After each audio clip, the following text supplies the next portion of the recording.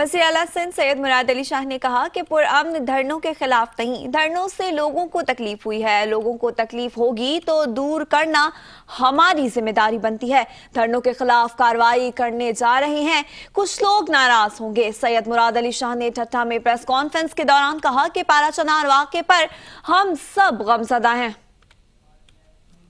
फरमाया MWM ने धरनों का ऐलान किया। एक जमहूरी हुकूमत में हम पुरअमन धरनों के कभी भी खिलाफ नहीं है, हम इजाज़त देते, लेकिन हमने इनसे कहते रहे।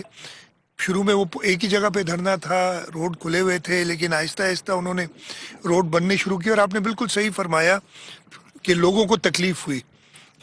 इनसे 2-3 दिन बात एडमिनिस्ट्रेशन के थ्रू की। कल रात को फिर सईद गनी साहब, मुर्तज़ा वहाब साहब, वकार मेहदी साहब हुकूमत की नुमाइंदगी करते हुए रात देर तक उनसे मुज़ाकरात करते रहे।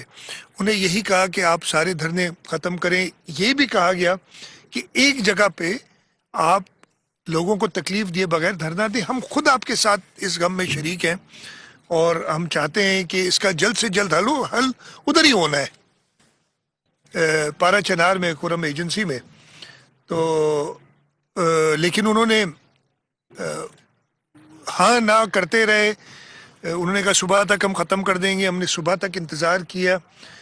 टोटल 12 जगह धरने लगे हुए थे रात को। इस वक्त जब मैं आपसे बात कर रहा हूँ 8 जगह पे धरने ख़त्म हो गए हैं, 4 जगह पे अभी तक धरने हैं और उनसे हम बात भी कर रहे हैं। जहाँ जहाँ थोड़ा बहुत एडमिनिस्ट्रेटिव एक्शन लेना है वो भी ले रहे हैं, जिस पे लोग नाराज़ भी होंगे।